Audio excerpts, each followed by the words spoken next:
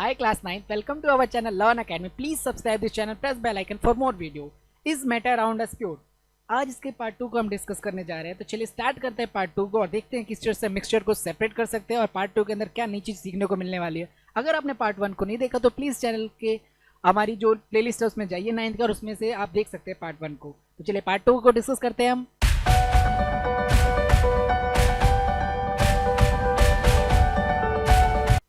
तो सबसे पहला सेपरेशन मेथड आते हैं हमारे सामने। पहले सेपरेशन मिक्सचर को हम समझ लेते हैं कि सेपरेशन क्या होता है। देखो सेपरेशन होता है कि सॉल्यूट को अलग करना, सॉल्वेंट को अलग करना।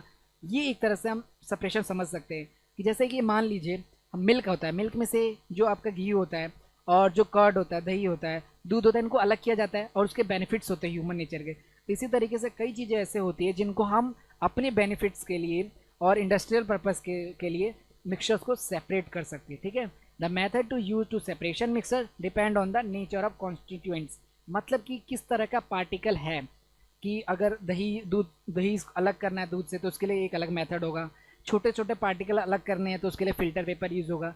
तो मतलब किस तरह का मिक्सचर है उस पर किस तरीके का सेपरेशन मेथड यूज़ करेंगे वो इस वीडियो के अंदर बेसिकली हम समझेंगे। लाइक कलर अलग करना है तो उसके लिए कौन सा मिक्सचर अलग मिक्स प्रोसेस यूज़ होगा।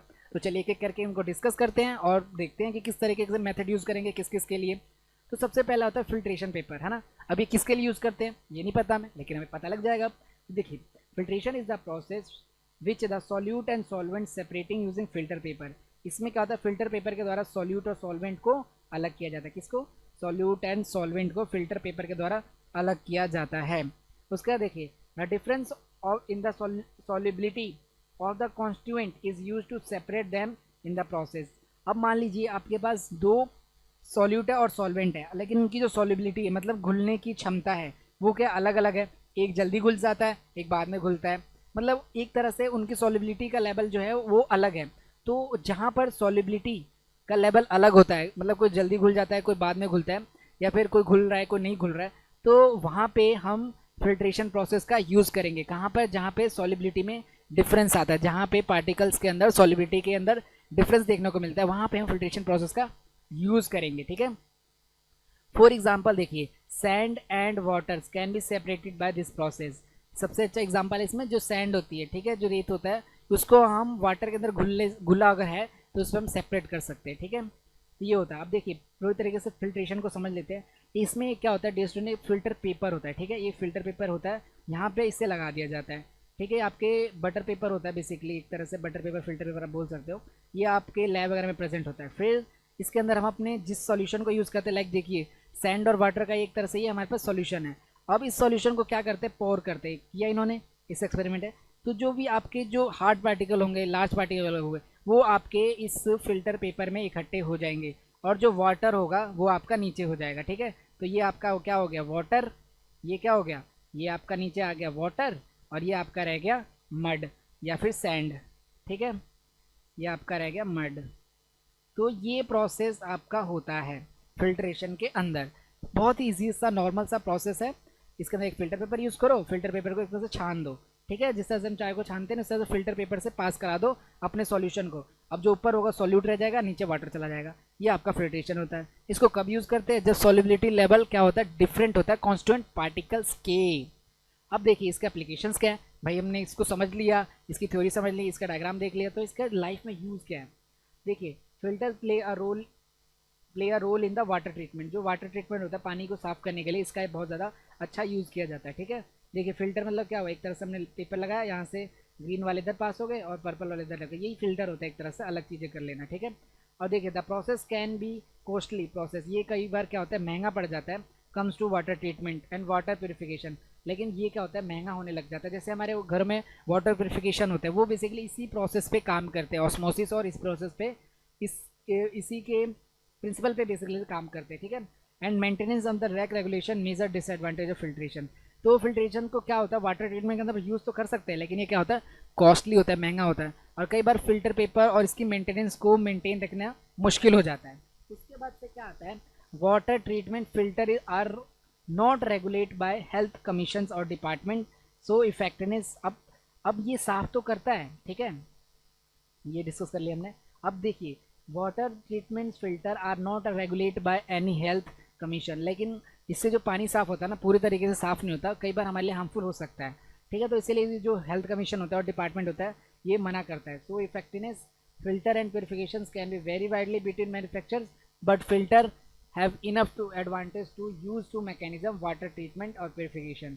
ठीक है, तो बट एक तरह से पूरा तो अच्छा नहीं है, लेकिन कई जगह पे इसका हम यूज़ कर सकते हैं, इसके कुछ बेनिफिट्स होते हैं एक स्मॉल लेवल पे। तो ये आपका फिल्ट्रेशन का टॉपिक था। उसके बाद बात करते हैं यूएपरेशन का। देखिए यूएपरेशन तो बहुत अच्छा सा कॉन्सेप्ट है।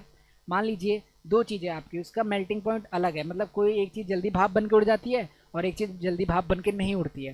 ठीक है, तो उसी पे बेस होता है। देखिए evaporation is the process which use to separate a substance that has dissolve in water. इसके प्रोसेस को कब यूज़ करते हैं हम, जब कोई भी सब्सटेंस पानी में घुला हो एंड एनी अदर लिक्विड, या दूसरे लिक्विड में। ठीक है, जब पानी में कोई चीज़ घुली हो तो उसको अलग करने के लिए यूएपरेशन हम यूज़ कर सकते हैं। ठीक है, the use of process evaporation for separating a mixture is based on the fact of liquid vaporise easily. ठीक है, whereas solid not vaporise easily. लेकिन जो सॉलिड है वो वेपराइज नहीं होगा। मैं आपको नॉर्मल से एग्जांपल बताता हूँ। मान लीजिए एक लिक्विड है, यही इस तरह से लिक्विड है, ये रहा लिक्विड, और इसको आप वेपराइज करा रहे हो, हीट दे रहे हो नीचे से। ठीक है, यहाँ से हीट आ रही है। अब इसमें कोई सॉलिड घुला हुआ है, तो वो सॉलिड जो है वो जल्दी से वेपर तो नहीं बन जाएगा, जल्दी से पिघल नहीं जाएगा, पिघल के फटाफट से भाप बन के उड़ तो नहीं जाएगा। पहले कौन उड़ेगा, इसमें से पहले सारा पानी उड़ जाएगा, सारा पानी भाप बन के उड़ जाएगा। ठीक है, अब सारा पानी भाप बन के उड़ जाएगा तो क्या रह जाएगा, लास्ट में लिक्विड रह जाएगा। अरे सॉरी, लास्ट में सिर्फ सॉलिड के पार्टिकल्स रह जाएंगे। सारा पानी भाप बन के तो आसमान में उड़ गया, बच क्या गया, आपका लिक्विड का पार्टिकल रह गया। इस तरीके से इस एग्जाम्पल में आप अच्छे समझ पाएंगे। देखिए ये लिक्विड, ये आपके सॉलिड के पार्टिकल्स थे, और आपका लिक्विड क्या हो गया, उड़ के भाप बन के आसमान में चला गया, क्लाउड वर्ल्ड बन जाएगा। तो ये प्रोसेस इसलिए यूज़ किया जाता है यूएपरेशन का। इस तरह से हमने सेपरेट कर लिया, अपना सॉलिड नीचे है और जो पानी है भाप बन के आसमान में है। ठीक है, तो बस इस तरीके से यूएपरेशन प्रोसेस आपका होता है। अब इसके डिफरेंसेस, इसको कब यूज़ करेंगे हम, जब भी पानी के अंदर सॉलिड घुला हो तभी यूज़ कर सकते हैं हम, या किसी भी लिक्विड के अंदर सॉलिड को जब घोला जाता है तो हम यूज़ करते हैं इस प्रोसेस को। ठीक है, उसके बाद से देखिए इसके क्या एप्लीकेशंस है, पढ़ा तो हमने, लेकिन इसके डेली लाइफ में क्या क्या एप्लीकेशन हो सकते हैं एक बार देख लेते हैं। The methods can be separate the volatile component solvent. ठीक है, जो वोलेटाइल्स होते हैं जो उड़ जाते हैं। ठीक है, एंड नॉन वोलेटाइल सॉल्यूट। एक हमारा चाहिए क्या होना चाहिए, वोलेटाइल होना चाहिए। वोलेटाइल मतलब होता है कि जो जिसके पार्टिकल स्केप कर सकते हैं जल्दी से, और एक नॉन वोलेटाइल जिसके पार्टिकल स्केप नहीं कर सकते। तो ये दोनों पे बेस्ड होता है, स्केपिंग और नॉन स्केपिंग वाले पे। तो आपका जो सॉल्वेंट होना चाहिए वो कैसा होना चाहिए, वोलेटाइल होना चाहिए, जो स्केप कर सके, और एक होना चाहिए नॉन वोलेटाइल सॉल्यूट, जो स्केप ना करें, ना उड़े अपनी पोजीशन से। To obtain the common salt from the sea. अब कॉमन सॉल्ट जो होता है ना वो हम इसी तरीके से निकालते हैं। पानी क्या होता है, पानी भाप बन के उड़ जाता है और नीचे क्या रह जाता है, सिर्फ नमक के जो पार्टिकल है, जो कंपाउंड है वो रह जाता है। Waters as trapped in a small shallow pits, है ना, and allow to stand there for a few days. अब जैसे ये पानी के हम जैसे निकालते हैं, उसमें से जो एक तरह से नमक होता है आपका, वो क्या है, सॉलिड ही पार्टिकल है, सॉलिड ही होता है, क्रिस्टल है। तो वो क्या होता है, जब भी हम उसको बाहर रखते हैं धूप में, तो जो आपका वाटर है वो स्केप कर जाता है। ठीक है, यू वेपराइज हो जाता है, और नमक के जो पार्टिकल है जो सॉलिड है वो रह जाता है। तो ये आपका यूवेपराइजेशन का टॉपिक था। उसका देखिए क्रिस्टलाइजेशन क्या होता है, it is the process of cooling at a hot. ठीक है, कोई भी गर्म चीज़ को जब हम कूल करते हैं अचानक से ही, concentrated solution of substance to be obtain crystal. ठीक है, तो कुछ सब्सटेंस ऐसे होते हैं जो क्रिस्टल बना लेते हैं। अगर किसी भी चीज़ को आप गर्म करो और तुरंत ठंडा कर दो, लो टेम्परेचर कर दो, बहुत ज़्यादा फ्रीज कर दो, तो वो क्या होता है, क्रिस्टल फॉर्म करता है। क्रिस्टल देखो, क्रिस्टल थोड़ा चमकीला सा, जैसे कि नमक होता है चमकीला टाइप का, तो वो एक क्रिस्टल है। इस तरीके से जो आपकी चीनी होती है, चीनी के दाने होते हैं, वो भी क्या क्रिस्टल है, तो वो चीज़ क्रिस्टल होता है। तो it is the process of cooling at a hot concentrated solution of a substance to obtain a crystal is called a crystallisation. ठीक है, क्रिस्टलाइजेशन वो प्रोसेस होता है जिसके अंदर किसी हॉट सब्सटेंस को हम अचानक से कूल कर देते हैं, किसी सॉल्यूशन को। ठीक है, उसे हम कहते हैं crystallisation. Crystallisation is used to obtaining a pure solid substance from the impure sample. अब कुछ ऐसी चीज़ें होती है जो इम्प्योर सैंपल्स होते हैं, ठीक है, उसमें से अगर, या फिर इम्प्योर सॉल्यूशन है, ठीक है, कुछ इम्प्योर सॉल्यूशन या कुछ इम्प्योर सब्सटेंस में से हमें solid substance, pure solid substance अगर पाना हो, निकालना हो, तो हम क्या यूज़ करते हैं, क्रिस्टलाइजेशन यूज़ करते हैं। याद रखो, इम्प्योर में से प्योर सॉलिड को, सॉलिड के यूज़ किया जाता है, ठीक है, वो होता है क्रिस्टलाइजेशन। एग्जाम्पल देखो, salt we get from the sea water can have a many impurities in it. जो भी हम सॉल्ट निकालते हैं ना, किस में से, सी वाटर में से, ठीक है, समुद्र में से, तो उसमें क्या होता है, बहुत सारी इम्प्योरिटीज टू रिमूव करते हैं। रिमूव करने के लिए उन इम्प्योरिटीज़ को क्रिस्टलाइजेशन का यूज़ किया जाता है। इसीलिए हमारा वाटर क्या होता है, क्रिस्टल होता है। इसको अचानक से हॉट किया जाता है, फिर अचानक से ठंडा कर देते हैं तो क्रिस्टल फॉर्म हो जाता है। उसका देखिए एप्लीकेशन, मतलब इसके डेली लाइफ में क्या यूज़ है। The most of the particles the practicals usage of crystallisation should be salt crystallisation. ज़्यादा से ज़्यादा इसको सॉल्ट इंडस्ट्री में यूज़ किया जाता है, salt crystallisation. It is the most cost effective, मतलब सस्ता टाइप का होता है, way to produce the event to salt today. आज के टाइम पे सबसे सस्ता और बेहतरीन तरीका माना जाता है क्या प्रोड्यूस करने का, नमक प्रोड्यूस करने का। इसका एक अदर एप्लीकेशंस अगर हम देखते हैं, अदर यूज करते हैं, including compound purification and crystal production. It quite a common product sample material by the crystallisation, specially salt powder chemical. जो सॉल्ट पाउडर केमिकल वगैरह है वो क्रिस्टलाइजेशन से प्रोड्यूस किया जा रहा है आज के टाइम में ज़्यादातर। It is also use in a large scale to produce a food additives. Food additives होते हैं कुछ, उनको यूज़ करने के लिए क्रिस्टलाइजेशन का ज़्यादा यूज़ किया जा रहा है। देखो इसका एक्सपेरिमेंट क्या है, पहले क्या किया जा रहा है, इसको हीट किया जा रहा है। एक चैनल डिस्क ली जा रही है, उसमें इसे हीट किया जा रहा है। हीट करने के बाद देखो चैनल डिस्क यहाँ पे लगेगा, कॉपर सल्फेट रखा, क्रिस्टल बन जाएगा। क्यों? क्योंकि ये अब इसको कूल किया जा रहा है, ठीक है। पहले हीट किया जाता है, फिर कूल किया जाता है, उसके बाद से ये क्रिस्टल फॉर्म कर देता है। तो ये आपका क्रिस्टलाइजेशन प्रोसेस था, ठीक है। इसका यूज़ क्यों क्या है, बेसिकली सॉल्ट प्रोड्यूस में है, और इसमें क्या होता है, इम्प्योरिटीज से प्योर सॉलिड यूज़ करते हैं। ये आपका क्रिस्टलाइजेशन था। उसके बाद से देखिए क्रोमेटोग्राफी। क्रोमेटोग्राफी बहुत ही बेहतरीन प्रोसेस है आपका, और इजीली समझ आ जाएगा आपको। क्रोमेटोग्राफी का यूज़ होता है बेसिकली स्टूडेंट्स कलर को डिफ्रेंशिएट करने के लिए। देखो आपको एक ना पेपर दिया जाता है, बटर पेपर होता है वो, उसमें एक मार्क कर दो कलर को, ठीक है। यहाँ पे जैसे डॉट डाल दिया, अब उसको हमने क्या किया, एक वाटर सॉल्यूशन में डालो, और वो एक वाटर सॉल्यूशन नहीं, बेसिकली ये किस चीज़ का सॉल्यूशन होता है, ठीक है। नॉर्मल सा वाटर होगा, डिस्टिल वाटर भी आज यूज़ कर सकते हो आप। अब उसके अंदर डाल दो, थोड़ी देर बाद देखोगे ना तो उसके अपने आप ही कलर सेपरेट होने लगेगा। ये प्रोसेस को आप देख के ना पूरी इस इमेज से समझ सकते हो। इसमें क्या हुआ, पहले तो इसको डाल दिया हमने, ये लिया, इस पर एक इंक का डॉट डाला, और धीरे धीरे आप देखोगे ना तो वाटर चढ़ता जाएगा, मतलब ऊपर की तरफ, और जो कलर होगा वो डिफ्रेंशिएट होता जाएगा। यहाँ पे अलग कलर रह जाएगा, फिर ऊपर अलग कलर हो जाएगा, ऊपर अलग कलर हो जाएगा। यही आपका क्रोमेटोग्राफी था, ठीक है। अब हमने ये चीज़ समझ ली। अब इसको डेफिनेशन देखते हैं। Chromatography is a technique use to separation the दो solute that dissolve in same solvent is very small quantities. जब क्या होता है, वो सॉल्यूट, ठीक है, वो सॉल्यूट और सॉल्वेंट, मतलब सॉल्वेंट एक जैसे ही होते हैं कभी कभार, और स्मॉल क्वांटिटी में वो मिक्स होता है, तो इसका हम यूज़ करते हैं, ठीक है। Solute that dissolve in the same solvent, वो सॉल्यूट जो सेम सॉल्वेंट में डिजॉल्व होता है स्मॉल क्वांटिटीज में।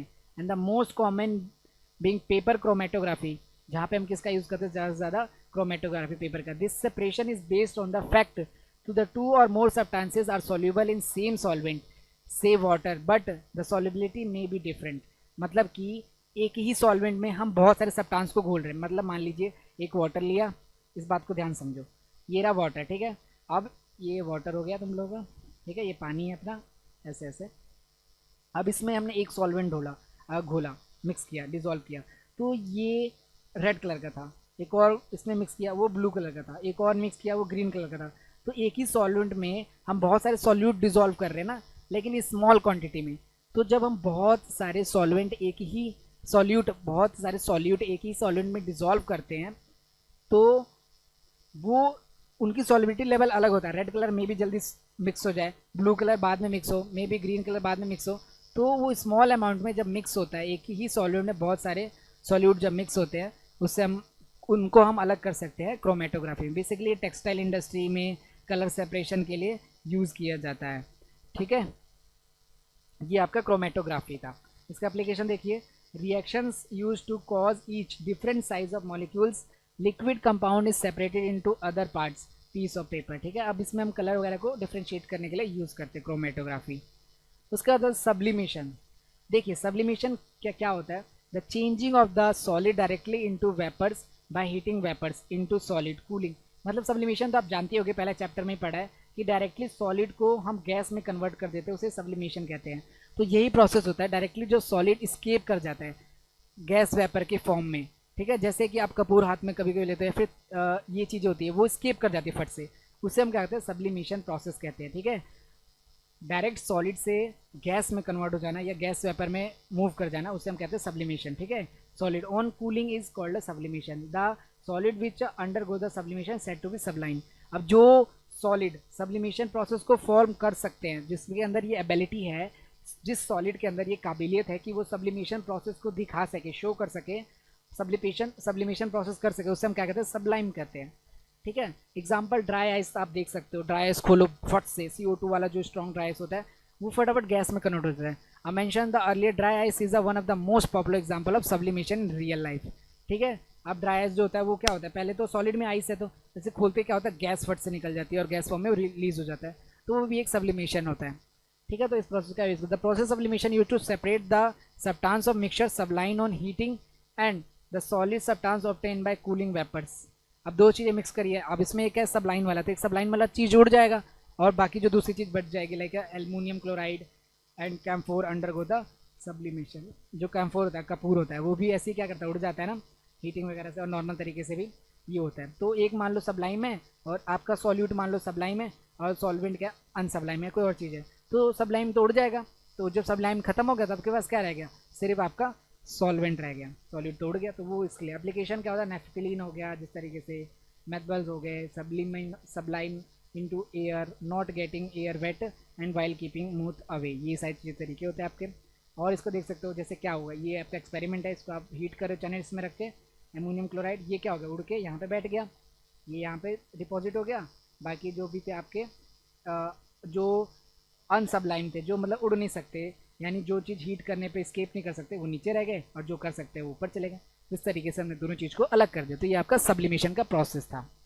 उसके बाद देखिए सेंट्रीफ्यूगेशन क्या होता है। सेंट्रीफ्यूगेशन बहुत इंपॉर्टेंट है, तो इसके डेफिनेशन को आप जरूर नोट करेंगे और बहुत बार पूछा जाता है आपसे एग्जाम में। वो दे देगा टॉपिक, ऐसे बोल देगा कि ये चीज़, ये सब्सटेंस है, इसको किस प्रोसेस से अलग करेंगे। तो हम अभी तक जो 5 प्रोसेस पढ़ चुके हैं, ये छठा हम पढ़ने जा रहे हैं, तो इनमें से आपको बताना होगा कौन सा प्रोसेस उस पर अप्लीकेबल है। तो देखिए सेंट्रीफ्यूगेशन क्या होता है, is if we have a mixtures of fine suspended particle in a liquid, जब लिक्विड में छोटे छोटे पार्टिकल घुले रहते हैं, किसमें, लिक्विड के अंदर, we can separate through the filtration but times consuming, हम फिल्ट्रेशन पेपर से भी अलग कर सकते हैं अगर लिक्विड के अंदर कोई छोटा छोटा पार्टिकल मिक्स हुआ है सॉलिड का। द प्रोसेस ऑफ कि वो टाइम लगता है उसमें फिल्ट्रेशन में, लेकिन यही प्रोसेस अगर सेंट्रीफ्यूगेशन से किया जाए, अगर हम सॉलिड, जो सॉलिड या छोटे छोटे पार्टिकल लिक्विड में मिक्स हैं, उनको हम सेंट्रीफ्यूगेशन प्रोसेस अगर यूज़ करें तो आसानी से मिक्सचर्स को हम अलग कर सकते हैं। ठीक है, इसका एप्लीकेशन क्या होता है, यूज़ कर सकते हैं, और इसका एक सेंट्रीफ्यूगल मशीन भी होती है, ये रही वो मशीन। ठीक है, इसमें क्या होता है, पूरा आप सॉल्यूशन को फिल कर देते हो जिसको अलग करना, और ये क्या होता है, टरबाइन की तरफ फटाफट घूमती है, और इसमें से जो आपके सॉल्यूट पार्टिकल्स होते हैं जिनको अलग करना होता है वो एक तरफ हो जाते हैं, और जो आपका दूसरा लिक्विड होता है वो एक तरफ हो जाता है। तो इस तरह से आप अलग कर पाते हो। जैसे आपका वॉशिंग मशीन होता है, वो भी इस तरह से सेंट्रीफ्यूगेशन टाइप की प्रोसेस से काम करता है। अब इसका यूज़ किस लिए, use to diagnose in the blood and the urine test, urine test और ब्लड टेस्ट में भी सेंट्रीफ्यूगेशन प्रोसेस का यूज़ किया जाता है। यूजिंग डायरीज, दो आपके डायरी होती है, डायरीज मतलब जहाँ पे ये घी, दूध, मक्खन वगैरह मिलता है ना, मदर डायरी हो, गोपाल डायरी, सब चीज़ें होती हैं वहाँ पे। तो बटर को अलग करने के लिए, देखो बटर और कर्ड को अलग करने के लिए सेंट्रीफ्यूगेशन का यूज़ करते हैं, याद रखो। बटर और कर्ड को अलग करने के लिए किस प्रोसेस का यूज़ करते हैं हम, मिल्क से, सेंट्रीफ्यूगेशन का। किसका, सेंट्रीफ्यूगेशन का यूज़ होता है हमेशा बटर और कर्ड के लिए, याद रखने का बिल्कुल ये बात।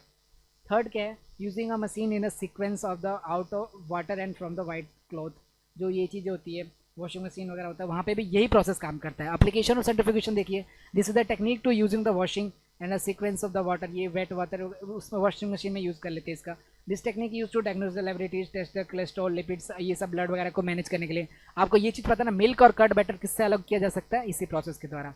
तो ये आपका सेंट्रीफ्यूगेशन का प्रोसेस था। उसके बाद से देखिए